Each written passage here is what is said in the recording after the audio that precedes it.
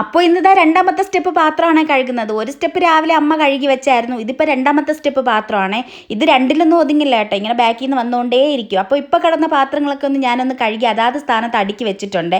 അത് കഴിഞ്ഞിട്ട് ഞാൻ കപ്പയൊന്ന് കട്ട് ചെയ്യാൻ വേണ്ടിയിട്ട് നിന്നേ. അപ്പം നമുക്കിവിടെ ഒരു കപ്പ ഇരിപ്പുണ്ടായിരുന്നു, അതിനെ ഇന്ന് ഇളക്കാമെന്ന് കരുതിയേ. അപ്പം ഇവിടെ അമ്മയേട്ടനും ഞാനും മാത്രമേ കപ്പ കഴിക്കുള്ളൂ, മക്കൾ കഴിക്കാറില്ല കേട്ടോ. അപ്പോൾ ഇതാ കപ്പയുടെ തോലൊക്കെ ഒന്ന് പൊളിച്ച് ഇതുപോലെ ഒന്ന് അരിഞ്ഞെടുത്തിട്ടുണ്ട്. അപ്പോൾ റൗണ്ടായിട്ടാണ് അരിഞ്ഞെടുത്തത്, നൈസായിട്ട്.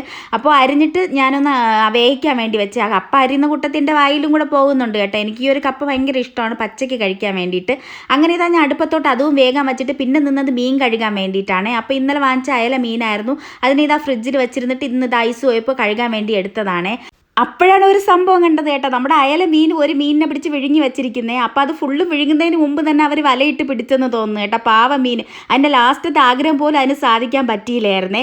അങ്ങനെ ഞാനിത് ആ മീനിൻ്റെ വായിൽ നിന്ന് ആ ഒരു മീനിനെ വലിച്ചെടുക്കുന്നുണ്ട് കേട്ടോ. അതിന് എത്ര സമയം അതിൻ്റെ വായിൽ ഇങ്ങനെ വെച്ചുകൊണ്ടിരിക്കാൻ വേണ്ടിയിട്ട് അതിന് വാ കഴിക്കില്ല. അതുകൊണ്ട് ഞാനിത് വലിച്ചെടുക്കുന്നുണ്ട്. വലിച്ചെടുത്തപ്പോൾ അതിൻ്റെ തല അകത്തും അതിൻ്റെ ഉടലും വാലും മാത്രം എൻ്റെ കയ്യിൽ വന്നേ.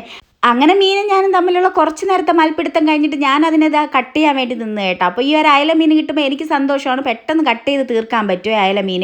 അങ്ങനെ ഇതാ ഞാൻ സൈഡിലുള്ള മുള്ളൊക്കെ ഒന്ന് കട്ട് ചെയ്തിട്ട് അതിനെ ഒന്ന് തൊലിയൊക്കെ ഒന്ന് ഉരിച്ചെടുക്കുന്നുണ്ട്.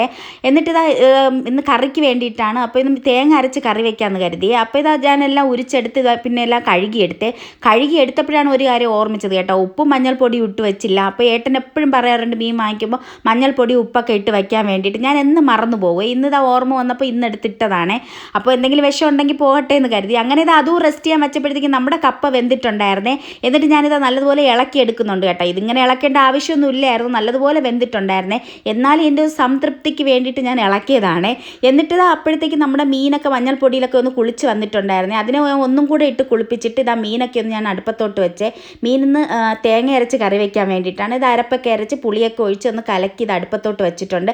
അപ്പോഴത്തേക്ക് ഇതാ പച്ചമുളക് ഇടാൻ മറന്നപ്പോൾ ഞാൻ പച്ചമുളക് ഇട്ട് കൊടുത്തിട്ടുണ്ട്. എന്നിട്ട് ഇതാ മീനൊക്കെ തിളച്ച് വെന്ത് വന്നപ്പോഴത്തേക്കും ഞാൻ കുറച്ച് കറിവേപ്പില ഇട്ട് കൊടുത്ത് ഒന്നും കൂടെ ഇളക്കി വെച്ച് എന്നിട്ട് ഇത് അടച്ച് സ്റ്റൗ ഓഫ് ചെയ്ത് വെച്ച്.